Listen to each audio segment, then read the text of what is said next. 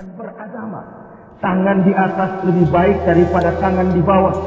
Orang mukmin yang kuat lebih disukai Allah ketimbang orang mukmin yang lemah. Lemah ilmu ekonominya, lemah pendidikannya, lemah jaringan sosialnya, lemah kebudayaannya. Orang mukmin yang kuat lebih disukai Allah daripada orang-orang mukmin yang lemah. So, kalau kita dalam posisi itu, sekaranglah waktunya untuk berbuat. Jangan biarkan saudara-saudara kita merintih kelaparan. Anak-anak dalam usia sekolah terpaksa keleleran di jalan, atau terpaksa harus kerja di bawah usia. Memang kadang kita berhadapan dengan siklus lingkaran setan. Pendapatan rendah, kenapa? Karena kemampuan rendah. Kemampuan rendah, kenapa? Karena pendidikan rendah. Pendidikan rendah, kenapa? Karena kurang gizi. Kurang gizi, kenapa? Karena biaya hidup tinggi. Biaya hidup tinggi, kenapa? Karena pendapatan rendah. Begitu berputar lingkaran setan ini. Tapi what can we do now? Apa yang bisa kita lakukan sekarang? Buat tetangga kita, buat masyarakat lingkungan kita, setidaknya man awa miskina, orang yang menolong orang-orang miskin, memberikan tempat tinggal, melindungi mereka, akan dipancarkan rahmat Allah kepada mereka. Kasih sayang Allah akan berlimpah.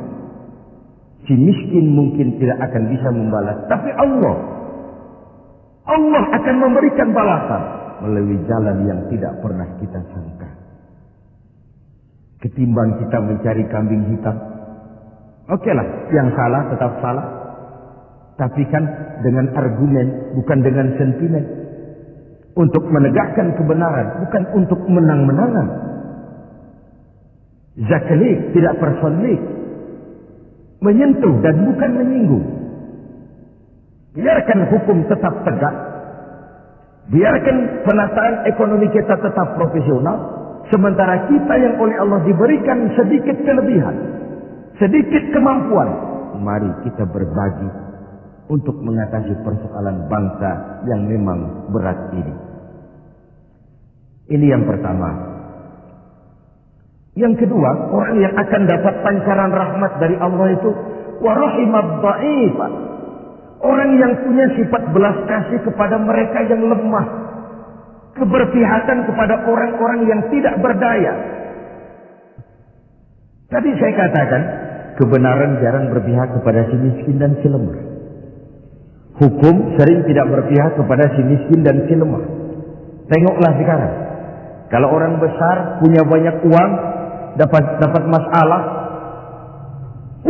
tim pembelanya itu antri. Tim, bukan lagi 1-2 orang, tim, paling sedikit 3 orang. Tapi ketika si miskin dan si lemah terpuruk di sudut kehidupan, hak-hak asasinya diinjak-injak, siapa yang mau peduli? Masih segar dalam ingatan kita nasib yang menimpa Marsina, Sengkon dan Karta, wartawan Udin, koran Bernas. Itu sekadar yang naik ke permukaan. Entah berapa puluh Marsina di Republik ini. Entah berapa banyak Sengkon dan Karta di negeri ini. Entah berapa banyak Udin Bernas di bumi tercinta ini. Sehingga orang sering mengeluh, banyak pengadilan tapi sulit mencari keadilan. Hukum berpihak kepada yang terkenal, kuasa dan punya uang. Law enforcement tersendat-sendat. Kalau sudah orang beruang, ternama, punya masalah, antri yang bela. Rame-rame kur menyanyikan lagu, maju tak gentar, membela yang bayar. Sementara si lemah, si miskin terseok-seok mencari keadilan, merintih ketika hak asasinya diinjak-injak dan tidak tersentuh sama sekali. Sebagai refleksi dari itu, jangan heran kalau lalu muncul street justice, pengadilan jalanan, maling motor tangkap, bakar. Refleksi dari ketidakpuasan rakyat melihat hukum selama ini. di mana rakyat menyaksikan dengan mata telanjang kalau orang kecil berbuat salah, hukum cepat-cepat ditegakkan.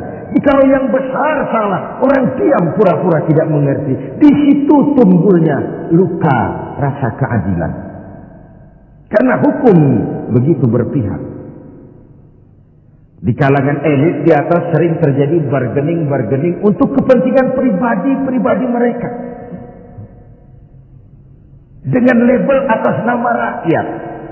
Mewakili rakyat, demi rakyat, untuk rakyat. Rakyat sendiri nggak pernah tahu kalau di atas namakan.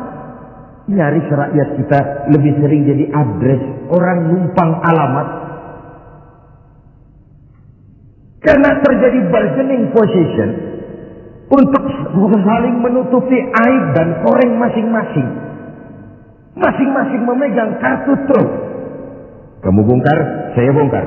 Kamu ngomong, saya ngomong. Maka upaya menegakkan hukum jadi semakin terseok-seok adanya. Saudara-saudara sebangsa, setanah air, dan seiman yang tercinta. Keberpihakan kepada orang yang lemah dan tidak berdaya. Bukan karena kita kepengen jadi hero. Tidak. Ini bagian dari ibadah. Bagian dari ibadah. Of course, lebih nikmat berpihak kepada kekuasaan memang. Numpang mujur, ikut nimbrung. Kekuasaan itu gula. Tentu saja banyak semut di sekitarnya. Harta juga manis. Banyak gula di sekelilingnya. Sampai-sampai ada pepatah Arab mengatakan, Innad darahima fil amakini kulliha taksur rijala mahabatan wa jalala. Uang dan kekuasaan itu di mana-mana bikin gagah orang yang memilikinya. Bikin hebat orang yang menguasainya. Orang yang punya uang dengan yang tidak punya uang, janganlah gaya hidupnya, gaya jalannya saja lain. Yang kecil-kecilan sajalah. Teman-teman kita yang kerja di bangunan itu, buruh bangunan itu, Kemis sama Sabtu sore lain jalannya. Sabtu sore itu jalannya gagah. Kenapa? Habis gajian. Tapi kalau Selasa, Kemis, lesu, lelah, letih, gaya jalannya saja lain. Dan agak nyinyir memang, tapi realitas. Wahia silahun liman arada qitalan. Wahia lisanun liman arada fasahatan. Uang dan kekuasaan adalah senjata yang paling ampuh bagi orang yang mau bertempur. Nuklir bahkan sekalipun bisa nggak bunyi kalau disumpal dengan uang. Apalagi meriam, tank, pistol, semua tidak bunyi kalau disumpal dengan uang.